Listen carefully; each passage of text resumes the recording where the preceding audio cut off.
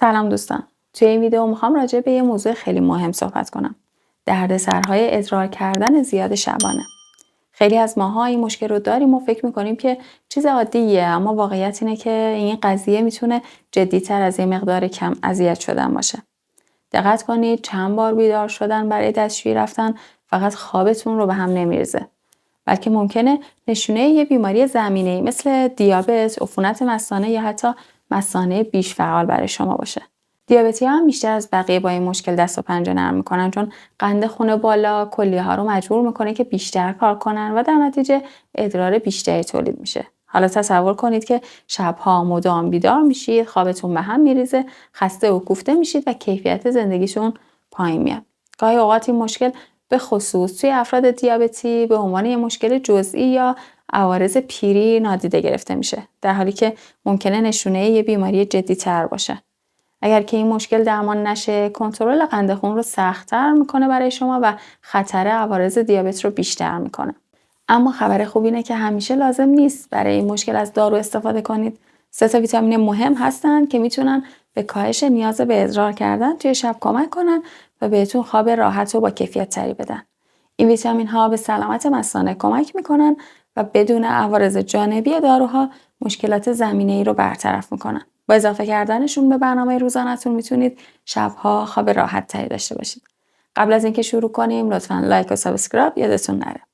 حالا بریم سراغ این 3 ویتامین. اول از همه ویتامین دی هست. همه میدونیم که ویتامین دی برای استخوان‌ها و سیستم ایمنیمون عالیه، اما برای سلامت مثانه هم خیلی مهمه. تحقیقات نشون دادن که افرادی که ویتامین دی کمی دارن بیشتر دچار مشکلات مثانه میشن، از جمله ادرار مکرر شبانه.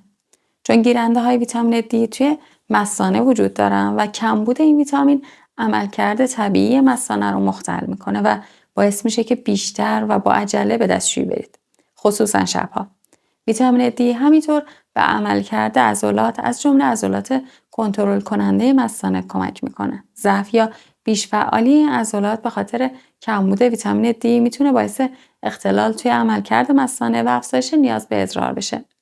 برای اینکه ویتامین دی بدنتون کافی باشه، کافیه روزی 15 تا 20 دقیقه در معرض نور خورشید قرار بگیرید. همینطور میتونید از غذاهای غنی از ویتامین دی مثل ماهی‌های چرب، مثل سالمون، غلات و لبنیات غنی شده و حتی زرده تخم مرغ استفاده کنید. اگر توی منطقه با نور خورشید کم هم زندگی میکنید یا بیشتر وقتتون رو داخل منزل میگذرونید، شاید که نیاز به مصرف مکمل ویتامین دی داشته باشید.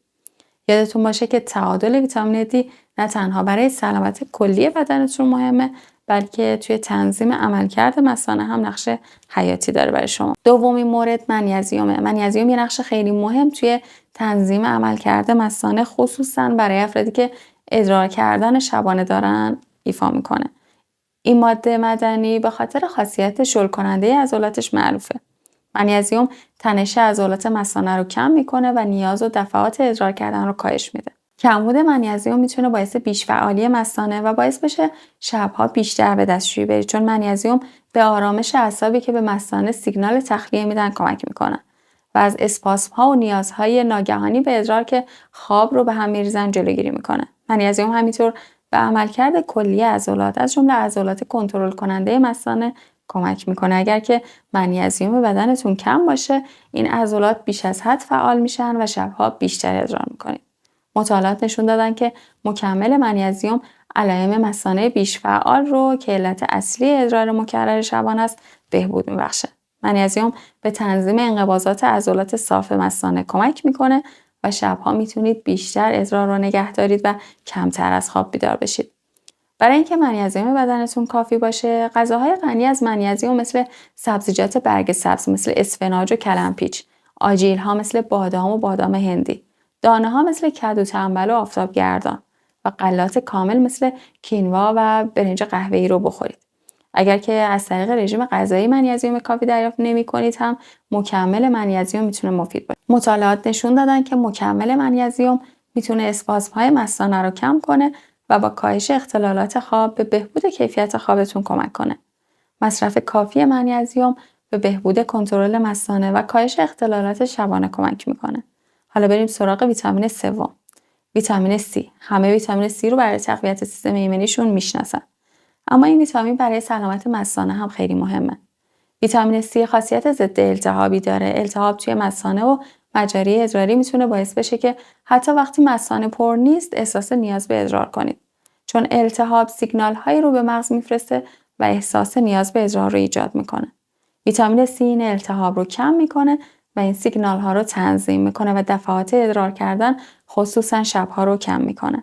علاوه بر خاصیت ضد التهابیش، ویتامین C برای تولید کلاژن هم ضروریه. کلاژن یه پروتئین ساختاریه که به یک پارچگی و کیسانی بافت‌ها از جمله مثانه کمک میکنه. با افزایش سن هم تولید کلاژن کم میشه و بافت‌های مثانه ضعیف میشن و مشکلات مثل ادرار مکرر شبانه براتون پیش میاد.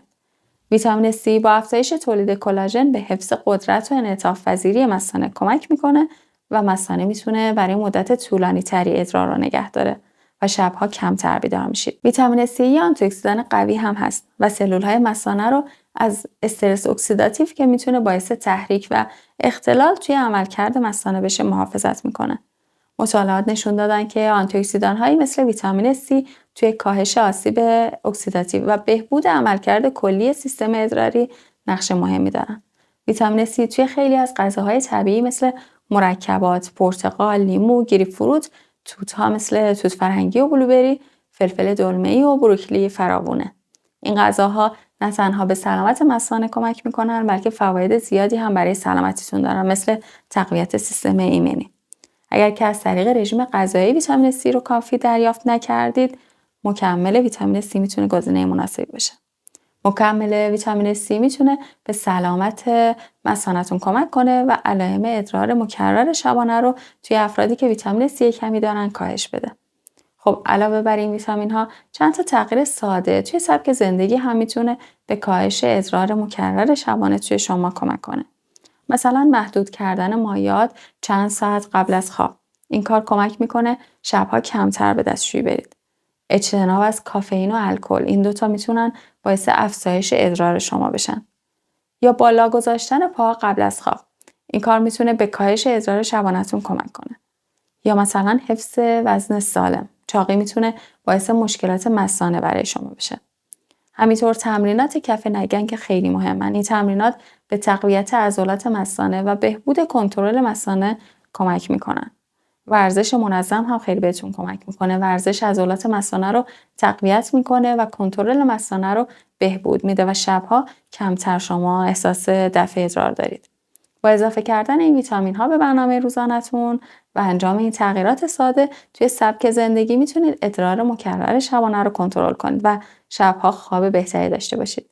یادتون باشه که گام های کوچیک میتونن تغییرات بزرگی رو توی سلامتی و کیفیت زندگی شما ایجاد کنن. سلامتی شما مهمه و راهنمایی یک متخصص میتونه خیلی براتون موثر باشه. از وقتی که برای دیدن این ویدیو گذاشتید از شما ممنونم.